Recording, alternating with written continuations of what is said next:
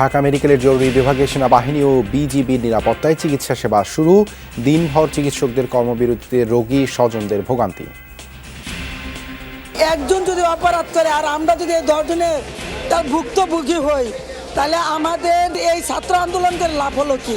1:1 security নিশ্চিত করে যেসব হাসপাতালে এই সিকিউরিটি এনশিওর করা হবে, শুধুমাত্র ইমার্জেন্সি সেবা চালু থাকবে। সারা জাতি তাদের কাছে কৃতজ্ঞতা প্রকাশ করার কথা। সেই জায়গায় তাদের উপর যে কাজটা আমরা করলাম, যে ন্যাক্কারজনক কাজটা করলাম, সেটাকে আমি ধিক্কার জানাই। পাসপোর্ট বাতিলের পরও কিভাবে ভারতে শেখ হাসিনা জানা নেই পররাষ্ট্র উপদেষ্টার। ঢাকা দিল্লি সমঝোতা পুনর্বিবেচনা করবে সরকার। লিগাল প্রসেস থাকে, তো আমি জানি না সেটা কীভাবে হবে, এটা স্পেকুলেট না করাই ভালো। তবে যদি আমাদের লিগাল সিস্টেম চায় যে তাকে ফেরত আনা হোক, আমরা অবশ্যই চেষ্টা করবো ফেরত আনতে।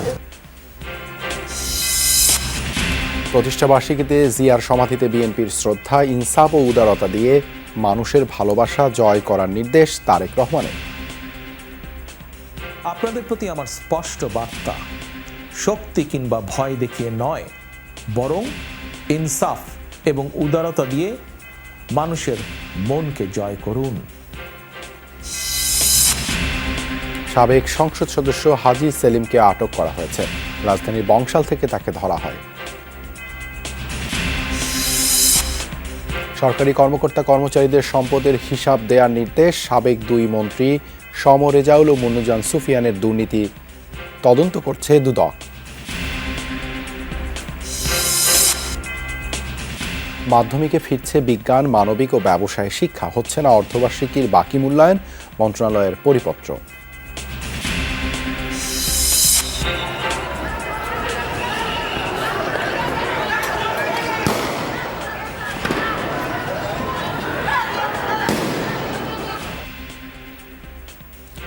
চারটি গুলি খেয়েও অলৌকিকভাবে বেঁচে গেছেন বগুড়ার শিক্ষার্থী জেরিন। অভিভাবকের শাসন উপেক্ষা করে নেমেছিলেন আন্দোলনে।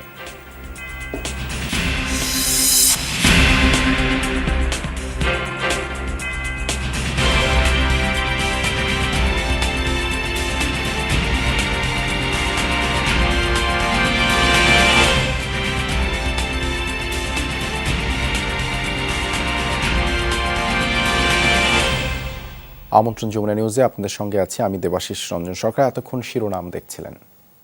ডাক্তারদের কমপ্লিট শাটডাউন কর্মসূচি স্থগিত করে দেশের সব মেডিকেলে শুরু হয়েছে চিকিৎসা সেবা। কাজে ফিরতে পর্যাপ্ত নিরাপত্তার শর্ত দেওয়ার পর ঢাকা মেডিকেলে মোতায়েন করা হয় সেনা ও বিজিবি সদস্যদের। এর আগে ঢাকা মেডিকেলে ডাক্তারদের উপর হামলাকারী সবাইকে গ্রেপ্তার এবং চিকিৎসক সুরক্ষা আইন পাশ করতে আলটিমেটাম দেন আন্দোলনকারী চিকিৎসকরা। শনিবার হামলার ঘটনায় দিনভর বন্ধ ছিল সব ধরনের চিকিৎসা সেবা। দিনভর অচল ঢাকা মেডিকেল। ডাক্তাররা কর্মবিরতি ডেকে কমপ্লিট শাটডাউন ডাকার পর বিকেলে আন্দোলনকারীদের সাথে আলোচনা করতে আসেন স্বাস্থ্য উপদেষ্টা নূরজাহান বেগম। ঘণ্টা দেড়েক বৈঠকের পর তিনি জানান, চিকিৎসকদের সব দাবি মেনে নেওয়া হবে। সোমবার রাত 8টা পর্যন্ত চিকিৎসা সেবা বন্ধের আন্দোলন স্থগিত করা হয়েছে বলে জানান ঢাকা মেডিকেলের পরিচালক। ছাত্র আন্দোলনের সময় তারা যে সেবাটা দিয়ে গেছে, এখনো দিয়ে যাচ্ছে। পঙ্গু হাসপাতালে বলেন, ঢাকা মেডিকেলে বলেন, চক্ষু হাসপাতালে বলেন, পিজি, সর্বত্রই তারা যে সেবাটা দিয়ে গেছে এবং এখনো দিয়ে যাচ্ছে। এটার জন্য তাদেরকে আমাদের কৃতজ্ঞতা, সারা জাতি তাদের কাছে কৃতজ্ঞতা প্রকাশ করার কথা। সেই জায়গায় তাদের উপর যে কাজটা আমরা করলাম, যে ন্যাক্কারজনক কাজটা করলাম, সেটাকে আমি ধিক্কার জানাই। সেনাবাহিনী, বিজিবি, পুলিশ এবং আনসারের সমন্বয়ে আমরা সিকিউরিটি এনশিওর করব এবং তাদের যে আসামিরা এই অঘটন ঘটিয়েছে তাদেরকে অ্যারেস্ট করার পরপরই তারা সম্পূর্ণ সার্ভিস চালু করবেন সারা দেশব্যাপী। এখন থেকে জরুরি চিকিৎসা সেবা এখন থেকে শুরু হচ্ছে। তবে বিপত্তি বাধে এরপরে। গণমাধ্যমের সাথে কথা বলেন আন্দোলনকারীরা। তারা জানান, কর্মসূচি স্থগিত হয়নি পুরোপুরি। যত ডাক্তার তত নিরাপত্তা কর্মীর দাবি জানান ডাক্তাররা। এরকম নিরাপত্তাহীনতায় একজন ডাক্তার কিভাবে নিজেকে অরক্ষিত রেখে ইমার্জেন্সিতে সেবা দেয়, সেই জন্য আমরা শুধু ডাক্তার না, রোগী নিহত হয়েছে, ডাক্তাররা মার খেয়েছে।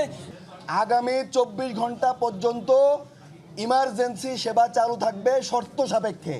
শর্তটা কি? যেই হাসপাতালগুলোতে, যেই মেডিকেল কলেজগুলোতে ডক্টর যে কয়জন থাকবে, ঠিক সেই কয়জনই পুলিশ অথবা আর্মি অথবা বিজিবি যদি তাদের উপস্থিত থেকে সিকিউরিটি এনশিওর করতে পারে, সিকিউরিটি এনশিওর করার পরে আমরা আমাদের ইমার্জেন্সি সেবা চালু করব। তবে আন্দোলনকারীদের নেতিবাচক মনোভাব থাকলেও রাত 8টা থেকে জরুরি বিভাগের স্বাভাবিক কার্যক্রম শুরু করেন চিকিৎসকরা। এর আগে রোববার সকাল থেকে ঢাকা মেডিকেলের জরুরি বিভাগ সহ সবখানে কাজ বন্ধ করে দেন চিকিৎসকরা। ভোগান্তিতে পড়েন রোগীরা। দূর দূরান্ত থেকে আসা রোগীদের ফিরে যেতে হয় চিকিৎসা না পেয়ে। অনেককে আবার চিকিৎসার জন্য মেঝেতে অপেক্ষা করতে দেখা যায়। মেডিকেল এলাকায় নেমে আসে বিপর্যয়। দাঁড় রক্ত পড়তেছে আর দাঁড়াতে পারতেছে না, অনেক অবস্থা অনেক খারাপ। আমি বারবার বলছি যে আমার রোগীর অবস্থা বেশি ভালো না, আপনারা দেখেন। চিকিৎসা না পায় না, দুঃখ করা ছাড়া কার কাছে প্রশ্ন করবো, কে উত্তর দিবে? তালা মারা, ইমার্জেন্সি তালা মারা অলরেডি, ওখানে কোনো লোক নেই। এখন যারা বিগত দিনগুলিতে ভর্তি আছে তাদের কি হবে? একজন যদি অপরাধ করে আর আমরা যদি এই 10 জনের তার ভুক্তভোগী হই, তাহলে আমাদের এই ছাত্র আন্দোলন করে লাভ হলো কি?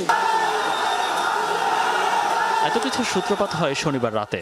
পরপর ঘটে 3টি অনাকাঙ্ক্ষিত ঘটনা। চিকিৎসা অবহেলার অভিযোগ তুলে শিক্ষার্থীদের 50 থেকে 60 জনের একটি দল হাসপাতালে ঢুকে চিকিৎসকদের পেটানো সহ চালায় ভাঙচুর। এ ঘটনায় রাজধানীর শাহবাগ থানায় একটি মামলা দায়ের হয়েছে।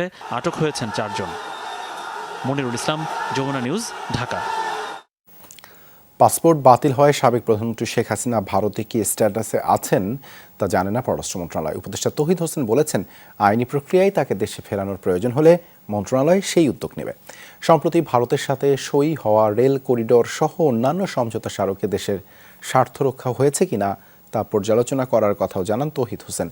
বাংলাদেশে থাকা ভারতীয়রা ভীতির মধ্যে থাকলেও তা দ্রুতই কেটে যাবে বলে আশাবাদী পররাষ্ট্র উপদেষ্টা। 5 আগস্ট ছাত্র জনতার গণঅভ্যুত্থানে দেশ ছাড়েন সাবেক প্রধানমন্ত্রী শেখ হাসিনা। তারপর থেকে তার অবস্থান দিল্লিতে। তার কয়েকদিন পরেই সাবেক প্রধানমন্ত্রীর অফিসিয়াল পাসপোর্ট বাতিল করে অন্তর্বর্তীকালীন সরকার। তাহলে কোন স্ট্যাটাসে দিল্লিতে থাকছেন শেখ হাসিনা? পাসপোর্ট বাতিল হলে তো উনি কিভাবে আসবেন? রেড পাসপোর্ট তো সকল বাতিল হয়েছে। হ্যাঁ, অটোমেটিক্যালি। তাহলে ওনার এবং এটা আপনার ভারতীয়দেরকে জিজ্ঞেস করেন যে কি স্ট্যাটাস তাদের। এরই মধ্যে হত্যাসহ শতাধিক মামলা হয়েছে সাবেক প্রধানমন্ত্রীর বিরুদ্ধে। সেসব মামলায় বিচারের জন্য তাকে দেশে ফেরানো হবে কিনা জানতে চান সাংবাদিকরা। চাইলে দিতে পারার কথা, কিন্তু সেটা কিন্তু আবার একটু লিগাল প্রসেস থাকে, তো আমি জানি না সেটা কিভাবে হবে। এটা স্পেকুলেট না করাই ভালো। তবে যদি আমাদের লিগাল সিস্টেম চায় যে তাকে ফেরত আনা হোক, আমরা অবশ্যই চেষ্টা করবো ফেরত আনতে। সবশেষ ভারত সফরে বাংলাদেশের মধ্য দিয়ে ভারতের রেল চলাচল সহ বেশ কিছু সমঝোতা স্মারক সই করে শেখ হাসিনার সরকার। ঢাকা দিল্লি সেসব সমঝোতা স্মারকের ভবিষ্যৎ নিয়েও কথা বলেন তৌহিদ হোসেন। এমওইউ কিন্তু চূড়ান্ত চুক্তি না, কাজে এটা তো আমাদের স্বার্থ ঠিকমতো রক্ষিত হয়েছে কিনা এটা আমরা দেখতেই পারি, এবং সেই অনুযায়ী স্বার্থ রক্ষা করে যেগুলো চুক্তি করার সঙ্গে সেটা আমরা করব। বাংলাদেশে থাকা ভারতীয় নাগরিকদের নিরাপত্তা নিয়েও কথা বলেন উপদেষ্টা। এক ধরনের ভীতির মধ্যে আছেন বরং বলে, আতঙ্ক না বলি, এটাকে আতঙ্কটা খুব বেশি শক্ত শব্দ হয়ে যায়। সেই ভীতি থেকে আমার মনে হয় তারা এখন বেরিয়ে আসতে পারবেন, সেটা পরিস্থিতির নিরিখেই বিচার হবে। জাতিসংঘ সাধারণ পরিষদে প্রধান উপদেষ্টা ডক্টর মোহাম্মদ ইউনূস নিউ ইয়র্কে যাচ্ছেন বলে নিশ্চিত করেন পররাষ্ট্র উপদেষ্টা। সংক্ষিপ্ত এই সফরে সংস্থাটির সাথে বাংলাদেশের 50 বছর পূর্তির আয়োজনেও থাকবেন তিনি। ওয়াশিংটনে গেলেও বেশ কিছু কাজ হতে পারত, কিন্তু দীর্ঘদিনের জন্য উনি যাবেন না, অল্প সময়ে খুব তাড়াতাড়ি নিউ ইয়র্ক থেকে ফিরে আসবেন। এইটুকু। মাহফুজ মিশু, যমুনা নিউজ, ঢাকা। আওয়ামী লীগ সরকার দেশে বাকশাল কায়েম করেছিল আর বিএনপি বহুদলীয় গণতন্ত্র ফিরিয়ে আনে, এমন মন্তব্য করেছেন বিএনপি মহাসচিব মির্জা ফখরুল ইসলাম আলমগীর। দলের প্রতিষ্ঠা বার্ষিকীতে জিয়াউর রহমানের সমাধিতে শ্রদ্ধা জানিয়ে তিনি বলেন, সব চ্যালেঞ্জ মোকাবেলা করে গণতন্ত্র ও মুক্তবাজার অর্থনীতি প্রতিষ্ঠা করবে বিএনপি। 5 আগস্ট পট পরিবর্তনের পর বিএনপির 46তম প্রতিষ্ঠাবার্ষিকী। শেরেবাংলা নগরে দলের প্রতিষ্ঠাতা প্রয়াত রাষ্ট্রপতি জিয়াউর রহমানের সমাধিতে শ্রদ্ধা জানাতে নেতাকর্মীদের ভিড়। স্লোগানে মুখর নেতাকর্মীরা সমাধি প্রাঙ্গণ ছাড়িয়ে লেক রোড পর্যন্ত বিস্তৃত। পুরো উদ্যান এলাকা পরিণত হয়েছে জনারণ্যে। দলের শীর্ষ নেতাদের নিয়ে শ্রদ্ধা জানান বিএনপি মহাসচিব। এ সময় তিনি বলেন, আওয়ামী লীগ বাকশাল করেছে আর বিএনপি বহুদলীয় গণতন্ত্র প্রতিষ্ঠা করেছে। যে কোনো বাধাই আসুক, সব চ্যালেঞ্জকে মোকাবেলা করে বাংলাদেশে গণতন্ত্র সুপ্রতিষ্ঠা করা, মুক্তবাজার অর্থনীতিকে প্রতিষ্ঠা করা, সমৃদ্ধ বাংলাদেশে পরিণত করার জন্য আমরা কাজ করে যাব। বিএনপির যা কিছু অর্জন সবই দেশের গণতন্ত্রের ইতিহাসের বড় অর্জন বলেও মন্তব্য করেন দলের মহাসচিব। প্রতিষ্ঠার পর বিএনপি 19 দফা লক্ষ্য নিয়ে তার রাজনৈতিক পথ চলা শুরু করেছিল। দীর্ঘ সময় এবং নানান ঘটনা প্রবাহের পর বিএনপি গেল সময়ে বা গেল বছরের দিকে 31 দফা রাষ্ট্র সংস্কার আন্দোলনকে সামনে এনেছে। দলটি বলছে সুষ্ঠু নির্বাচনের মধ্য দিয়ে ক্ষমতার পট পরিবর্তন ঘটলে তারা আগামীতে সেই 31 দফা রাষ্ট্র সংস্কার দাবিকে বা লক্ষ্যকেই সামনে রেখে তাদের রাজনৈতিক কর্মকাণ্ড পরিচালনা করবেন। এদিকে বাদজোহর নয়াপল্টনে দলের কেন্দ্রীয় কার্যালয়ের সামনে মিলাদ ও দোয়া মাহফিলে যোগ দেন নেতারা। তারা বলেন, গেল 15 বছর ধরে হত্যা, গুম, নির্যাতন মোকাবেলা করে বিএনপি গণতন্ত্রের লড়াই অব্যাহত রেখেছিল। 9 দিনের ফসল, এটা যারা 9 দিন আন্দোলন করেছেন তারা বুঝতে পারবেন, তাদের যে অধিকারটা আছে। অনেকে বলতে যাচ্ছে যে বিএনপি কোনো অবদানই নাই। আরে ভাই, বিএনপি কি 17টা বছর রাস্তায় প্যারেড করছে খামাখাই? এখানে ছাত্রদের পাশে যেই জনতা ছিল সেই জনতা হলো বিএনপির একটা অংশ। অন্তর্বর্তী সরকারকে প্রয়োজনীয় সংস্কারে সময় দিতে হবে বলে মন্তব্য করেন মির্জা ফখরুল। জাতীয়তাবাদের যে কৃতিত্ব, সেই কৃতিত্বকে নস্যাৎ করার চেষ্টা চলছে। আমাদের এই সংগ্রাম অবশ্যই চলবে গণতন্ত্র পুরোপুরি প্রতিষ্ঠিত না হওয়া পর্যন্ত। যে জঞ্জাল আওয়ামী লীগ দিয়ে গেছে, সেই জঞ্জালগুলোকে কিছুদিন সাফ করতে হবে, সময় লাগবে। ভয়াবহ বন্যার কারণে দলের ভারপ্রাপ্ত চেয়ারম্যানের নির্দেশে 5 দিনের কর্মসূচি একদিনে সীমিত আকারে পালন করেছে বিএনপি। প্রতিষ্ঠা বার্ষিকী উপলক্ষে তোমার শাহী দরবার হাত উঠাইলাম। সাইফুদ্দিন রবিন, যমুনা নিউজ, ঢাকা। কিংবা ভয় দেখিয়ে নয়, ইনসাফ ও উদারতা দিয়ে মানুষের মন জয় করার আহ্বান জানিয়েছেন বিএনপির ভারপ্রাপ্ত চেয়ারম্যান তারেক রহমান। বিএনপির প্রতিষ্ঠা বার্ষিকী উপলক্ষে নেতাকর্মীদের উদ্দেশ্যে তিনি বলেন, খেয়াল রাখতে হবে কোনো মানুষ যেন হয়রানিমূলক হামলা মামলার শিকার না হন। জনগণের কাঙ্ক্ষিত বাংলাদেশ গঠনের জন্য রাষ্ট্র ও রাজনীতি সংস্কারের বিকল্প নেই। বিস্তারিত জানাচ্ছেন শরীফুল ইসলাম খান।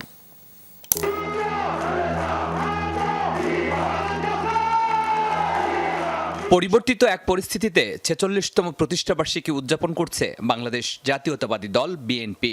প্রায় 50 বছরের পথ চলাই সংকট, সম্ভাবনা আর নানা ঘাত প্রতিঘাত মোকাবেলা করেছে দলটি। আলোচনা করে গণতন্ত্র আনি, কারো বিরুদ্ধে আমাদের কোনো রাগ, ক্ষোভ, দুঃখ নেই। গত 17 বছর মামলা, হামলা আর চরম পুলিশি নির্যাতন, নিপীড়ন সহ্য করতে হয়েছে নেতাকর্মীদের। প্রতিহিংসার শিকার হয়ে মোকাবেলা করতে হয়েছে গুম, খুনের মতো ভয়াবহ পরিস্থিতি। ভারপ্রাপ্ত চেয়ারম্যান বলছেন, প্রতিশোধ নয়, বরং আইনের শাসনের মধ্য দিয়ে গড়তে হবে সাম্যের বাংলাদেশ। শত নির্যাতন, নিপীড়ন, হামলা, মামলা, হয়রানির শিকার হয়েও আপনারা জাতীয়তাবাদের আদর্শ বিচ্যুত হননি। আপনাদের প্রতি আমার একান্ত অনুরোধ, অতীতে নির্যাতনের শিকার হওয়ার কারণে আপনারা কেউ দয়া করে প্রতিশোধ পরায়ণ হবেন না। খেয়াল রাখবেন, কেউ যেন হয়রানিমূলক মামলা হামলার শিকার না হন। 1978 সালে বিএনপি গঠন করেন সাবেক রাষ্ট্রপতি জিয়াউর রহমান। দলটিকে সারা বাংলাদেশের পথে প্রান্তরে ঘুরে ঘুরে জনপ্রিয় করেছেন চেয়ারপারসন খালেদা জিয়া। আর সবশেষ সংকটে সিনিয়রদের সঙ্গে পরামর্শ করে দল চালিয়েছেন ভারপ্রাপ্ত চেয়ারম্যান তারেক রহমান। প্রতিষ্ঠা বার্ষিকীর বার্তায় তিনি বলেন, সবার আগে নিশ্চিত করতে হবে দেশের স্বার্থ। আপনাদের প্রতি আমার স্পষ্ট বার্তা, শক্তি কিংবা ভয় দেখিয়ে নয়, বরং ইনসাফ এবং উদারতা দিয়ে মানুষের মনকে জয় করুন, জনগণের ভালোবাসা অর্জন করুন। জনগণ বিএনপিকে বিশ্বাস করে, বিএনপিও জনগণকে বিশ্বাস করে, কারণ জনগণই বিএনপির সকল রাজনৈতিক ক্ষমতার উৎস। কয়েক বছর আগে রাষ্ট্র ও রাজনীতি সংস্কারে 31 দফা রূপরেখা দিয়েছিল বিএনপি, যেখানে সকল দলমতের মানুষকে নিয়ে একটি অন্তর্ভুক্তিমূলক, বৈষম্যহীন, সম্প্রীতিমূলক সমাজ গঠনে নির্বাচনকালীন নিরপেক্ষ সরকার ব্যবস্থা প্রবর্তনের কথা বলা হয়েছে। এবারও ভারপ্রাপ্ত চেয়ারম্যানের কণ্ঠে রাষ্ট্র সংস্কারের সেই উচ্চারণ। আমাদের দল বিএনপি মনে করে, জনগণের কাঙ্ক্ষিত বাংলাদেশ গঠনের জন্য রাষ্ট্র ও রাজনীতি সংস্কারের বিকল্প নেই। দীর্ঘমেয়াদী রাষ্ট্র সংস্কার কার্যক্রমগুলো জনগণের প্রত্যক্ষ ভোটে নির্বাচিত সরকারের মাধ্যমে হলে সেটি বেশি কার্যকর বলে জনগণ বিশ্বাস করে এবং গণতান্ত্রিক বিশ্বেও এটি স্বীকৃত। রাজনীতি, অর্থনীতি থেকে শুরু করে রাষ্ট্র পরিচালনার বিভিন্ন ইস্যুতে কথা বলেন ভারপ্রাপ্ত চেয়ারম্যান। বলেন, ছাত্র জনতার অভ্যুত্থান ভুলণ্ঠিত করতে এখনও তৎপর স্বৈরাচারের দোসররা। শরীফুল ইসলাম খান, যমুনা নিউজ, ঢাকা। এদিকে কুমিল্লা ও ফরিদপুর অঞ্চলের তৃণমূল নেতাকর্মীদের সাথে মত বিনিময় করেছেন বিএনপির ভারপ্রাপ্ত চেয়ারম্যান তারেক রহমান। বাংলাদেশে আর যেন কেউ ক্ষমতা কুক্ষিগত করে স্বৈরাচারী হয়ে উঠতে না পারে, সেজন্য সবার সহায়তা চান তিনি। এজন্য টানা 2 মেয়াদের বেশি কেউ প্রধানমন্ত্রী থাকতে পারবে না, সংবিধানে এমন ব্যবস্থা রাখতে চায় বিএনপি। তারেক রহমান বলেন, স্বৈরাচার পতনের সাথে সাথে মানুষের প্রত্যাশার পাশাপাশি ভাষায়ও পরিবর্তন এসেছে। মানুষের ভাষা ও তাদের আশা বাস্তবে রূপ দিতে না পারলে ছিটকে পড়তে হবে। তারেক রহমান বলেন, আইন, বিচার ও নির্বাহী বিভাগের মধ্যে ক্ষমতার ভারসাম্য তৈরি করা হবে। বলেন, রাষ্ট্র পরিচালনায় গুণীদের প্রতিনিধিত্ব ও অংশগ্রহণ নিশ্চিতে 2 কক্ষ বিশিষ্ট পার্লামেন্ট ব্যবস্থা প্রবর্তন করবে বিএনপি। সব সরকারি কর্মচারীকে সম্পদের হিসেব জমা দিতে হবে। সন্ধ্যায় জনপ্রশাসন মন্ত্রণালয়ের সিনিয়র সচিব মোখলেসুর রহমান স্বাক্ষরিত এক প্রেস বিজ্ঞপ্তিতেই তথ্য জানানো হয়। চাকরিজীবীদের এই হিসেব কিভাবে জমা দিতে হবে সে সংক্রান্ত বিস্তারিত নির্দেশনা পরে প্রকাশ করা হবে জানা গেছে।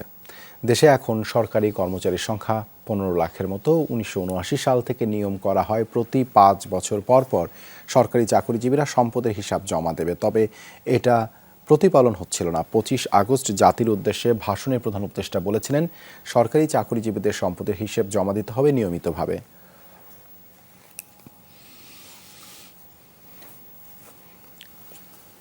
সাবেক 2 মন্ত্রী সম রেজাউল করিম ও মুন্নুজান সুফিয়ান ও তাদের সহযোগী সহ 5 জনের দুর্নীতির অনুসন্ধান শুরু করেছে দুদক। সচিব জানায়, তাদের বিরুদ্ধে টেন্ডার বাণিজ্য, সরকারি অর্থ আত্মসাৎ ও সিন্ডিকেট করে নিয়োগ বাণিজ্যের প্রাথমিক সত্যতা পাওয়া গেছে। এর মাধ্যমে তারা বিপুল পরিমাণ অবৈধ সম্পদ অর্জন করেছে বলে মনে করে দুদক।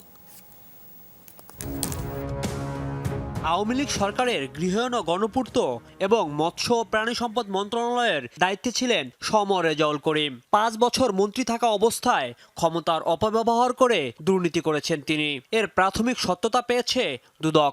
প্রাণী সম্পদ ও ডেইরি উন্নয়ন প্রকল্পের আওতায় যন্ত্রপাতি ক্রয় ও প্রশিক্ষণের নামে 25 কোটি টাকা আত্মসাৎ করেছে সম রেজাউল।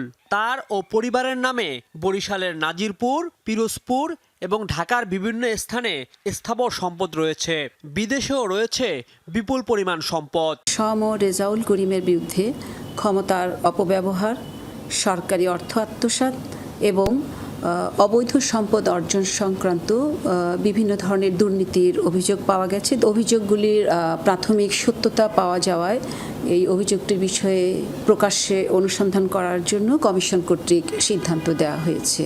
আওয়ামী লীগ সরকারের 4 মেয়াদের দুবারই শ্রম ও কর্মসংস্থান মন্ত্রণালয়ের প্রতিমন্ত্রীর দায়িত্ব পালন করেন মুন্নুজান সুফিয়ান। তার বিরুদ্ধে আত্মীয় স্বজনকে শ্রমিক সাজিয়ে শ্রমিক কল্যাণ ফাউন্ডেশন থেকে কোটি কোটি টাকা আত্মসাতের প্রাথমিক তথ্য পেয়েছে দুদক। মুন্নুজানের নিজ নামে ঢাকার উত্তরার 10 নং সেক্টরে রাজুকের 5 কাঠা জমি, খুলনার দৌলতপুরের সাহেববাড়ি রোডের 3 তলা বাড়ি, 2টি গাড়ি, মৌথুরি হাউজিংয়ের 16 কাঠার বেশি জমি রয়েছে। তার প্রভাব খাটিয়ে ভাই ও এপিএস শাহাবুদ্দিন, তার মেয়ে শামিমা সুলতানা ও বোনের ছেলে ইয়াসির আরাফাত নানা অনিয়ম ও দুর্নীতির মাধ্যমে অবৈধ সম্পদ গড়েছে।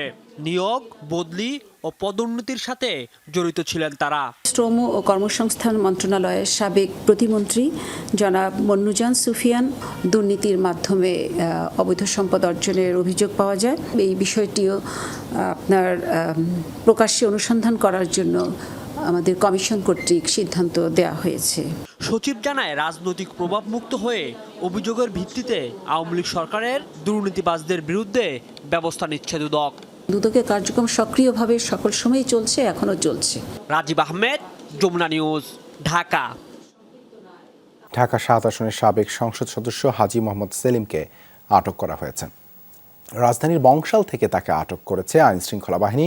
কোটা সংস্কার আন্দোলনের সময় শিক্ষার্থীদের তোপের মুখে পড়েন হাজী সেলিম, পরে হাসপাতালে গিয়ে আশ্রয় নেন তিনি।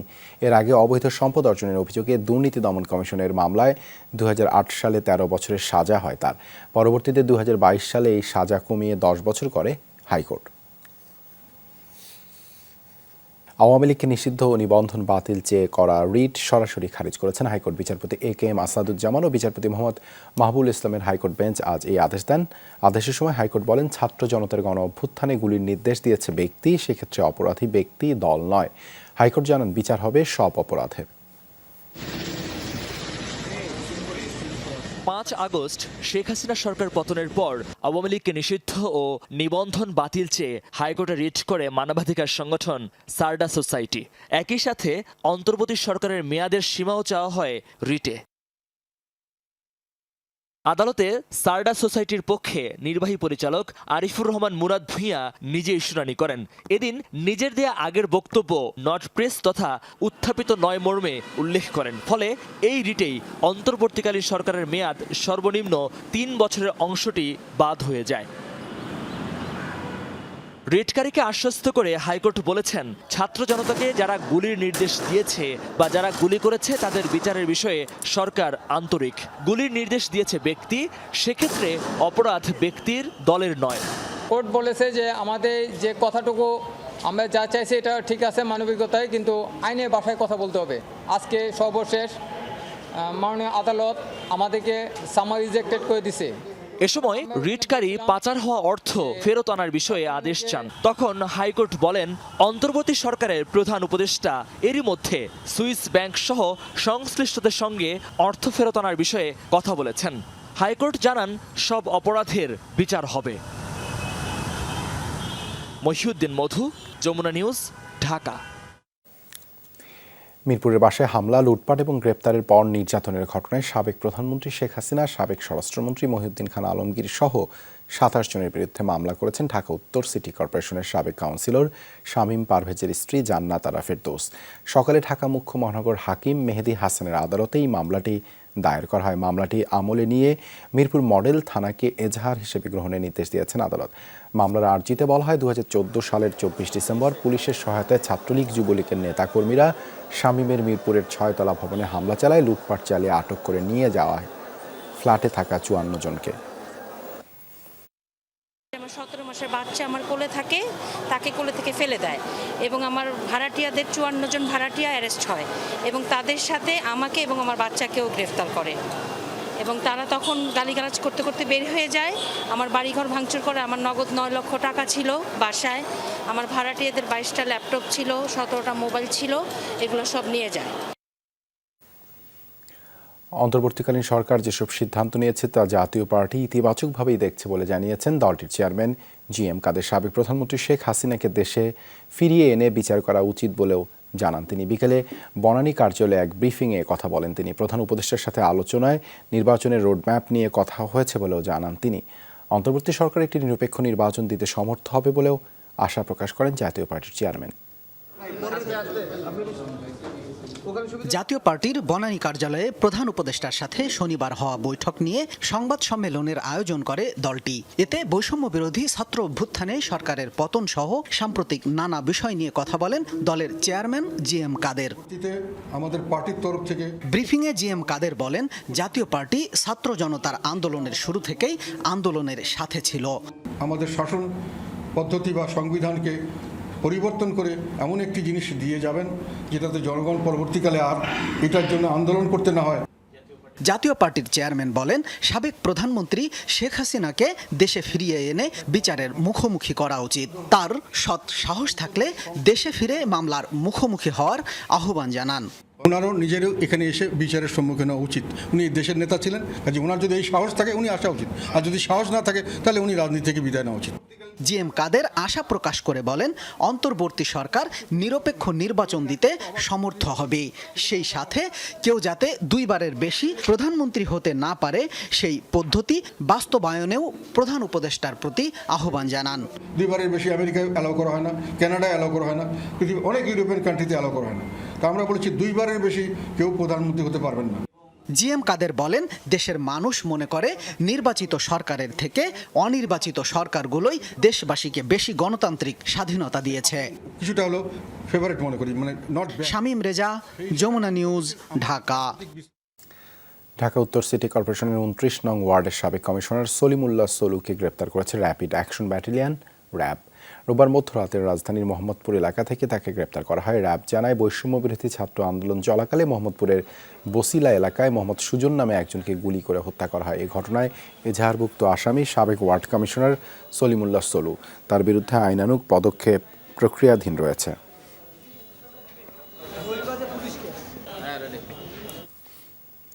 ধীর গতিতে বানের জল নামায় কমছে না দুর্ভোগ। বাড়ি ফিরে ঘর মেরামত শুরু করেছেন অনেকে। লক্ষ্মীপুরে এখনও জলমগ্ন 5 উপজেলায় স্পষ্ট হতে শুরু করেছে ক্ষতচিহ্ন। প্রকট বিশুদ্ধ পানি ও খাবারের সংকট, চরম ভোগান্তিতে 10 লাখ বানভাসী। ফেনীতে এখনও ডুবে আছে সদর, সোনাগাজী ও দাগনভূঞা উপজেলার অনেক এলাকা। পানিবন্দী প্রায় 5 লাখ মানুষ। অনেকের দিন কাটছে আশ্রয় কেন্দ্রে। কুমিল্লার প্লাবিত 14 উপজেলা থেকে ধীর গতিতে নামছে বানের জল, তবে এখনও 11 লাখ মানুষ পানিবন্দী। যারা ঘরবাড়িতে ফিরেছেন তারা মেরামতে ব্যস্ত। নোয়াখালীতে কিছু এলাকা এখনও বিদ্যুৎ বিচ্ছিন্ন, ছড়াচ্ছে চর্ম ও পানিবাহিত রোগ। থেকে বাইরে পারি না, যেহেতু পাক করতে পারে না, খাইতে পারি না, আমরা অনেক কষ্টে জীবন যাপন করতে আছি। জলাবদ্ধতা হচ্ছে খাল দখল করার কারণে। কিছু ক্ষমতাবান লোক খালগুলো দখল করে রাখছে, অপরিকল্পিত ব্রিজ করে রাখছে, যার কারণে পানি জলাবদ্ধতা সৃষ্টি হচ্ছে। আমাদের বন্যা পানিগুলো নামতেছে না। বিভিন্ন রোগ দেখা দিচ্ছে, শরীরের পোস্কা, পায়ের চুলকানি এগুলো বাড়তেছে। চরম অবস্থায় আমরা বসবাস করতেছি, আর যেভাবে দ্রুত গতিতে পানি নামার কথা সেভাবে তো নামতেছে না। পূর্বাঞ্চলে বন্যার ব্যাপারে উজানের প্রতিবেশী দেশের কাছ থেকে আগাম তথ্য পাওয়া গেলে দুর্যোগ মোকাবেলায় প্রস্তুতি নিতে পারত সরকার, সাধারণ মানুষেরও সুবিধা হতো। দুপুরের সচিবালয়ে সাংবাদিকদের সাথে আলাপকালে এই মন্তব্য করেন পানি সম্পদ উপদেষ্টা সৈয়দা রিজওয়ানা হাসান। জানান, সাম্প্রতিক বন্যার কারণ খতিয়ে দেখতে ও ভবিষ্যতে এমন পরিস্থিতি মোকাবেলায় গণশুনানি করা হবে। সকালে সচিবালয়ে পরিবেশ, বন ও জলবায়ু পরিবর্তন এবং পানি সম্পদ উপদেষ্টার সাথে সৌজন্য সাক্ষাৎ করেন ইউএনডিপির প্রতিনিধি ও ফ্রান্সের রাষ্ট্রদূত। পরিবেশ সংক্রান্ত কাজে সরকারকে সমর্থন ও সহযোগিতার আশ্বাস দেন অতিথিরা। এরপর রিজওয়ানা হাসান কথা বলেন সাংবাদিকদের সাথে। পূর্বাঞ্চলে বন্যার বিষয়ে উজানের দেশগুলো থেকে তথ্য প্রাপ্তিতে ঘাটতি ছিল বলে জানান তিনি। আমাদের সাথে দুটো দেশের চুক্তি আছে যে তারা আমাদেরকে কয়টা পয়েন্টে জানাবে। এবার যে বন্যাটা হয়েছে ওইগুলো সেই পয়েন্টের মধ্যে ছিল না। এখন প্রশ্ন হচ্ছে যে সেই পয়েন্টের মধ্যে না থাকলে কি জানানো যেত না? মানে আমরা তো গুড নেইবারলিনেস বলে একটা কথা আছে, জানমালের ক্ষতি হয়তো কমাতে পারতাম যদি আমরা আগাম একটু পূর্বাভাস পেতাম।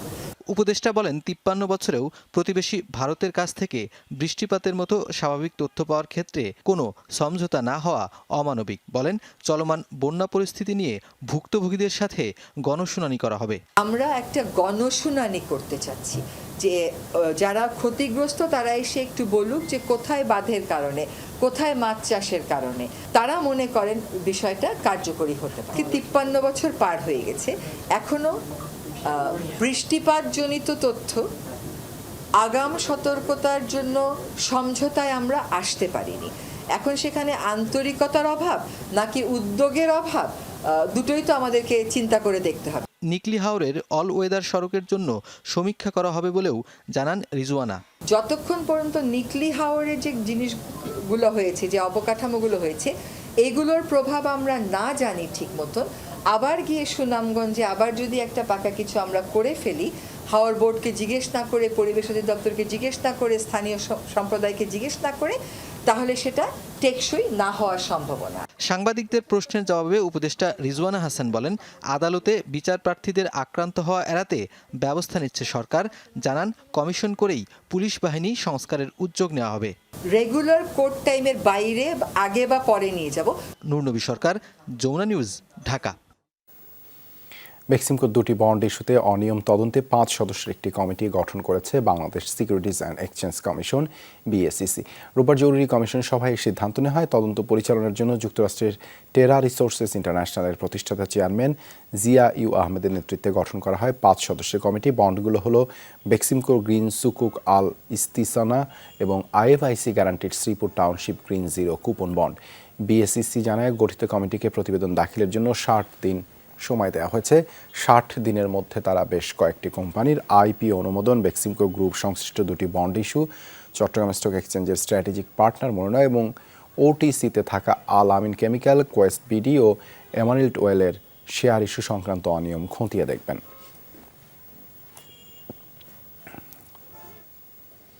ইতিবাচক ধারায় ফিরেছে প্রবাসী আয়। আগস্টে প্রবাসীরা দেশে পাঠিয়েছেন $222 কোটি, যা গত বছরের তুলনায় একই সময়ের তুলনায় প্রায় 40% বেশি।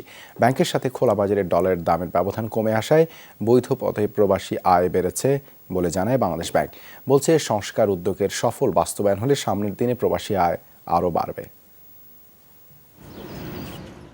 জুলাইয়ে ছাত্র জনতার আন্দোলনে প্রবাসী আয়ে কিছুটা ছন্দপতন হলেও পরের মাসে তা আবারও ঘুরে দাঁড়িয়েছে। আগস্টে প্রবাসীদের পাঠানো রেমিটেন্সের পরিমাণ $222 কোটি, জুলাইয়ের তুলনায় $31 কোটি বেশি। আর গত বছরের একই সময়ের তুলনায় 39% বেশি রেমিটেন্স পাঠিয়েছেন প্রবাসীরা। ব্যাংকাররা বলছেন, অনিশ্চয়তা কাটিয়ে অন্তর্বর্তীকালীন সরকারের দায়িত্ব নেয় আস্থা ফিরেছে প্রবাসীদের মধ্যে।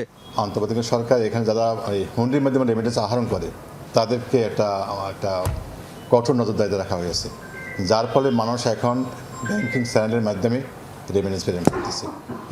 এটা আমি মনে করি এটা অন্যতম কারণ। সবারই কিন্তু অ্যাপস আছে, যার ফলে যারা প্রবাসী যারা আছে তারা সেই অ্যাপস থেকেই তারা তাদের নিজস্ব ডেস্টিনেশন থেকে তারা অনায়াসে তারা রেমিটেন্স পেমেন্ট করতে পারতেছে। বাংলাদেশ ব্যাংক বলছে, ডলারের দামে ব্যাংকের সাথে খোলা বাজারে ব্যবধান কমেছে, ফলে দৌরাত্ম্য কমেছে হুন্ডি কারবারিদের, যার ইতিবাচক প্রভাব পড়েছে প্রবাসী আয়ে। প্রাইসটাকে অ্যাডজাস্ট করেছি, বাজার ভিত্তিক করা হয়েছে। আপনারা জানেন যে আমাদের ব্যান্ডটা ছিল 1%, $1 আসলে, যে এখন সেটাকে কিন্তু 2.5%-এ ব্যান্ডটা নেওয়া হয়েছে। সুতরাং সেই জায়গায়ও মার্কেটের একটা মার্কেট বেসড রেটটা অ্যাডজাস্ট হয়েছে এবং সেটারও একটা ইম্প্যাক্ট তো অবশ্যই আছে। ব্যাংক সংস্কার উদ্যোগের সফল বাস্তবায়ন হলে সামনের দিনে প্রবাসী আয় আরও বাড়বে বলে আশা বাংলাদেশ ব্যাংকের। ব্যাংকিং খাতে একটা বড় ধরনের সংস্কারের কার্যক্রম হাতে নেওয়া হয়েছে। বেশ কয়েকটা ব্যাংকের পর্ষদকে আমরা পুনর্গঠন করেছি। যখন এই পুনর্গঠিত পর্ষদগুলো সঠিকভাবে কাজ করা শুরু করবে তখন ব্যাংকের উপর আরও মানুষের আস্থা সৃষ্টি হবে এবং সেটা রেমিটেন্সও ইতিবাচক ভূমিকা রাখবে। রেমিটেন্স পাঠানোর ক্ষেত্রে পদ্ধতিগত জটিলতা কমানো গেলে প্রবাসী আয় আরও বাড়ানো সম্ভব বলে মনে করেন সংশ্লিষ্টরা। আলমগীর হোসেন, যমুনা নিউজ, ঢাকা। জ্বালানি তেলের দাম কমেছে, ক্রমান্বয়ে নিত্যপণ্যের দামও কমবে বলে জানিয়েছেন বাণিজ্য উপদেষ্টা ডক্টর সালেউদ্দিন আহমেদ। বিকেলে বাণিজ্য মন্ত্রণালয়ে পোল্ট্রি খাত সংশ্লিষ্ট প্রতিনিধি দলের সাথে মতবিনিময় শেষে কথা বলেন তিনি।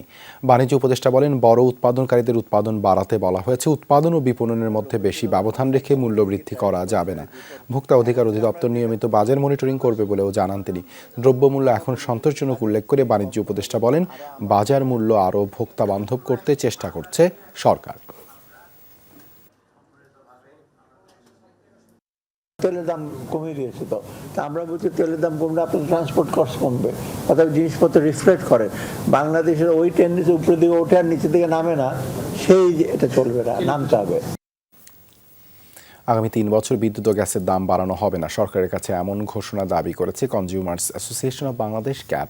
এক আলোচনায় বক্তারা দাবি করেছেন, জ্বালানি খাতে ভর্তুকি অব্যাহত রাখতে হবে। বলা হয়, জ্বালানি খাতে বিশেষ গোষ্ঠীকে সুবিধা দিয়ে হাজার কোটি টাকা লোপাট করা হয়েছে। জ্বালানি খাত সংস্কার নিয়ে ঢাকা রিপোর্টার্স ইউনিটি মিলনায়তনে আলোচনার আয়োজন করে ক্যাব। এতে আইনজীবী জ্যোতির্ময় বড়ুয়া বলেন, কাউকে সুবিধা দিতে প্রতিযোগিতা আইন লঙ্ঘন করে সরকারে কেনাকাটার সুযোগ নেই। জ্বালানিতে ভর্তুকি চালু রাখার কথাও বলেন তিনি। 3 বছরের মধ্যে বিদ্যুৎ ও প্রাথমিক জ্বালানির মূল্য বৃদ্ধি করা যাবে না। আইন যদি বলে থাকে যে বাংলাদেশ এনার্জি রেগুলেটরি কমিশন সকল প্রকার পেট্রোলিয়াম প্রোডাক্ট সহ সবগুলোরই মূল্য তারা নির্ধারণ করবে, তাহলে সেটা সরকার অর্থাৎ মিনিস্ট্রি, সচিব, তারা কিভাবে মূল্য নির্ধারণ করেন? তারা তো রেগুলেটরি অথরিটি। জ্বালানি বিশেষজ্ঞ শামসুল আলম বলেন, লুণ্ঠনের সুযোগ বন্ধ করতে হবে, তাহলে পরিবেশেরও ক্ষতি হবে না। বলেন, দেশীয় কেন্দ্রের চেয়ে আদানের কেন্দ্র বেশি চালিয়ে গড় উৎপাদন খরচ দেখিয়ে বোঝানো হচ্ছে বিদেশি বিদ্যুতে খরচ কম। লুণ্ঠনটা আমরা যে কোয়ান্টিফাই করেছি সেটা মিনিমাম 35,000 কোটি টাকা বছরে ছিল 22 সালে, এবং তারপরেও এর সঙ্গে আরেকটা ফিগার যোগ করেন, আমাদের কাছ থেকে 6% বিদ্যুৎ উৎপাদন বৃদ্ধি দেখিয়ে যে দেখানো হয়েছিল, যে ঘাটতি দেখানো হয়েছিল, বিদ্যুৎ সরবরাহ করা হয়েছে 3%। সামিট আদানের চুক্তি বাতিলের দাবি জানান জ্বালানি বিশেষজ্ঞ শামসুল আলম। আমাদের শক্তিশালী হওয়া। শাকিল হাসান, যমুনা নিউজ, ঢাকা। পাওনা অর্থ না দিয়ে উল্টো প্রতারণার মামলা দায়েরের অভিযোগ করেছেন স্ট্যান্ডার্ড হোল্ডিংয়ের পরিচালক আমির হোসেন। ঢাকা রিপোর্টার্স ইউনিটি মিলনায়তনে এক সংবাদ সম্মেলনে আমির হোসেন দাবি করেন, ভাই ভাই ট্রেডার্সের মালিক আমিনুল ইসলামের কাছে তার 4,80,00,000 টাকা পাওনা। টাকা ফেরত না দিয়ে উল্টো স্ট্যান্ডার্ড হোল্ডিংয়ের কাছে 14 কোটি টাকা দাবি করে আমিনুল ইসলাম মামলা করেছেন বলে অভিযোগ করেন তিনি। আমির হোসেনের দাবি, ভাই ভাই ট্রেডার্সের আমিনুল ইসলামের এর আগেও এই ধরনের প্রতারণার মাধ্যমে অর্থ আদায় করেছেন। সে আমার কাছে 1 টাকাও পায় না, আমি ওর কাছে 4,80,00,000 টাকা পাই। আমি টাকা পাই, আমাকে সে হয়রানি করতেছে, যে মিথ্যা মামলা দিয়ে আমাকে যাতে হয়রানি না করতে পারে, আমাকে যাতে প্রতারিত না করতে পারে, এবং আমার পাওনা টাকাটা আমি যে পেয়ে যাই, সে যদি আমার কাছে টাকা পায় আমি বিচারের সম্মুখীন হইতে রাজি আছি। নির্বাচন এবং জিম্মি মুক্তির দাবিতে আবার উত্তাল ইসরায়েল। শনিবারও বড় ধরনের সরকার বিরোধী বিক্ষোভ হয় রাজধানীতে। অংশ নেন হাজার হাজার নাগরিক। নানা রকম ব্যানার, ফেস্টুন হাতে রাজধানীর মূল সড়কগুলো অবস্থান নেয়। বিক্ষোভকারীরা রাস্তাঘাট অবরোধ করে সরকার বিরোধী নানা স্লোগান দেন। অভিযোগ, হামাসের হাতে বন্দি জিম্মিদের ফিরিয়ে আনতে অক্ষম সরকার। এক না এক মন্ত্র কায়েম করেছে নেতানিয়াহু প্রশাসন। এ সময় নতুন নির্বাচনের দাবিও জানায় তারা। এক পর্যায়ে নিরাপত্তা বাহিনীর সদস্যদের সাথে ঘটে হাতাহাতির ঘটনা। আটক করা হয় বেশ কয়েকজন আন্দোলনকারীকে।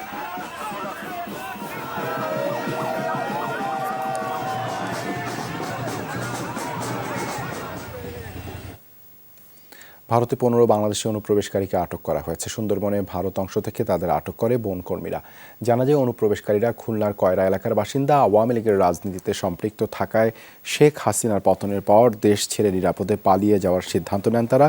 দালালের মাধ্যমে কলকাতার কেষ্টপুর যাচ্ছিলেন তারা। ভারতের সুন্দরবন অংশে তাদের রেখে পালিয়ে যায় দালালরা। পরে ভারতীয় বন দপ্তরের কর্মীরা তাদের আটক করে সুন্দরবন কোস্টাল থানা পুলিশের কাছে হস্তান্তর করে। আটককৃতদের মধ্যে 5 শিশুসহ 10 জন নারী পুরুষ রয়েছে। প্রাপ্তবয়স্ক প্রত্যেককে 14 দিনের জেল হেফাজতের নির্দেশ দিয়েছেন আদালত। সাজা শেষে 145 জন অবৈধ অভিবাসীকে নিজ দেশে ফেরত পাঠিয়েছে মালয়েশিয়ার অভিবাসন বিভাগ, যাদের মধ্যে রয়েছেন 28 বাংলাদেশীও। শনিবার দেশটির পেকান নেনাস ইমিগ্রেশন ডিটেনশন ডিপো ও জোহর রাজ্যের অভিবাসন বিভাগের বন্দি শিবির থেকে সরাসরি জল ও আকাশপথে নিজ দেশে প্রেরণ করা হয় তাদের। বাংলাদেশি ছাড়াও এই তালিকায় রয়েছে ভারত, ইন্দোনেশিয়া, পাকিস্তান, ভিয়েতনাম সহ 7 দেশের নাগরিক। ভবিষ্যতে যেন তারা মালয়েশিয়ায় ঢুকতে না পারে সেজন্য তাদের কালো তালিকাভুক্ত করেছে দেশটির সরকার। এর আগেও 2 ধাপে 2 শতাধিক অভিবাসীকে নিজ দেশে ফেরত পাঠিয়েছে দেশটির প্রশাসন। দেশের বন্যা দুর্গত এলাকায় ত্রাণ ও অর্থ সাহায্য পাঠাতে তহবিল সংগ্রহের উদ্যোগ নিয়েছে ওমান প্রবাসীরা। বাংলাদেশ সোশ্যাল ক্লাব ওমানের উদ্যোগে শুরু হয়েছে কার্যক্রম। ওমানে নিযুক্ত বাংলাদেশের রাষ্ট্রদূতের নির্দেশনায় প্রধান উপদেষ্টা ত্রাণ তহবিলে এই অর্থ পাঠানো হবে বলে জানান ক্লাবের কর্মকর্তারা। ওমান থেকে সহকর্মী মোহাম্মদ রফিকুল্লাহর পাঠানো তথ্যচিত্রে বিস্তারিত। প্রায় 8 লাখেরও বেশি প্রবাসী বাংলাদেশির বাস ওমানে। দেশের দুর্যোগকালীন অবস্থায় সাহায্যের হাত বাড়িয়ে দিচ্ছে তারাও। বন্যায় ক্ষতিগ্রস্ত মানুষের পুনর্বাসনের লক্ষ্যে নিজ নিজ জায়গা থেকে সাধ্যমতো এগিয়ে আসছেন তারা। বন্যার পরে এই সময়টাতে পয়সার খুব বেশি দরকার। তো আমরা যদি, আমাদের একজন বক্তা এটা বলে গেছেন যে আমরা যদি আমাদের পয়সাগুলো আমাদের প্রধান উপদেষ্টা ত্রাণ তহবিলে পাঠায়, তাহলে হবে কি, ওনারা ওনাদের সিস্টেমে যে যে জায়গায় প্রয়োজন ওখানে পয়সাগুলো লাগাইতে পারবে।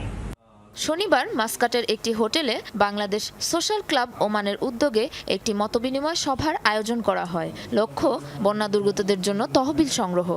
আমরা চেষ্টা করব অবসরের মাধ্যমে একটা ফান্ড সৃষ্টি করার জন্য। আমরা যে মানুষ, আমরা যে মানবিক, সেজন্য আমরা যে হিউম্যান, সেজন্য আমরা দান সৎকার করি, মানুষকে সহযোগিতা করি। সোশ্যাল ক্লাব অবশ্যই আমাদেরকে কোনো একটা অ্যাকাউন্ট দিবে, যে অ্যাকাউন্টে টাকাটা ট্রান্সফার করা যাবে। আমাদের আঙ্গিক থেকে যদি শুরু করে, এটা কিন্তু সহযোগিতামূলক মনোভাব নিয়ে আগানো দুর্দশাগ্রস্তদের জন্য। এটাতে আল্লাহ খুশি হবেন। সবাই পক্ষ থেকে যে যতটুকু পারি আমাদের হাত বাড়িয়ে দিই। এবারের বন্যায় ক্ষতিগ্রস্তদের পাশে দাঁড়ানোর অনন্য উদাহরণ সৃষ্টি করেছে মানুষ। এতে পিছিয়ে নেই প্রবাসীরাও। তাদের আশা, সবার সম্মিলিত চেষ্টায় আবারও ঘুরে দাঁড়াবে বাংলাদেশ। সাবরিনা নুসরাত, যমুনা নিউজ। মাধ্যমিকে আবারও ফিরছে বিজ্ঞান, মানবিক ও ব্যবসায় শিক্ষা। হচ্ছে না অর্ধবার্ষিকীর বাকি মূল্যায়ন। রোববার শিক্ষা মন্ত্রণালয় পরিপত্র দিয়ে শিক্ষাক্রম, পাঠ্যপুস্তক সহ অন্যান্য সিদ্ধান্তের কথা জানায়। সেখানে বলা হয়, মাধ্যমিকে বিভাজন চালুর পাশাপাশি 2012 সালে শিক্ষাক্রমের অনেক কিছুই ফিরিয়ে আনা হচ্ছে। নতুন সিদ্ধান্ত অনুযায়ী যেসব শিক্ষার্থী আগামী বছর নবম শ্রেণীতে উঠবে তারা আগের মতোই নবম ও দশম মিলিয়ে 2 শিক্ষাবর্ষে পাঠ্যসূচি শেষ করে 2027 সালে এসএসসি ও সমমানের পরীক্ষা দেবে। এখন যেসব শিক্ষার্থী নবম শ্রেণীতে পড়ছে তারাও বিভাগ বিভাজনের মাধ্যমেই এসএসসি পরীক্ষা দেবে। আগামী ডিসেম্বর নাগাদ ষষ্ঠ থেকে নবম শ্রেণীর বার্ষিক পরীক্ষা হবে। তবে ষষ্ঠ থেকে নবম শ্রেণীতে চলমান পাঠ্যপুস্তকগুলো এবছর বহাল থাকবে। 2025 সালে যথাসম্ভব সংশোধিত ও পরিমার্জন করা পাঠ্য বই সরবরাহ করা হবে। শিক্ষা মন্ত্রণালয় সিদ্ধান্ত নিয়েছে প্রাথমিক শিক্ষা স্তরে পরীক্ষাই প্রাধান্য পাবে। পরিপত্রে বলা হয় বিশেষজ্ঞদের সহযোগিতায় 2025 সালে পরিমার্জিত শিক্ষাক্রম চূড়ান্ত এবং 2026 সাল থেকে পরিপূর্ণভাবে কার্যকর করা হবে। ফেসবুকে ছড়িয়ে পড়া ফুটেজ দেখে সবাই মৃত ভেবেছিল, কিন্তু বগুড়ায় গুলিবিদ্ধ জেরিন শিক্ষার্থীদের শাটডাউন আন্দোলনে সেদিন অলৌকিকভাবে বেঁচে গিয়েছিলেন। বেসরকারি বিশ্ববিদ্যালয়ের অঙ্কুদভয় এই ছাত্রী সেদিন বিক্ষোভের সময় ছিলেন সামনের সারিতে, তাই তাকে স্থানীয়রা দিয়েছেন অগ্নিকন্যা উপাধি। দুদিন ধরে সামাজিক মাধ্যমে 18 সেকেন্ডের এই ভয়ঙ্কর দৃশ্যটি ঘুরে বেড়াচ্ছে। পুলিশের গুলিতে লুটিয়ে পড়ছেন একজন শিক্ষার্থী।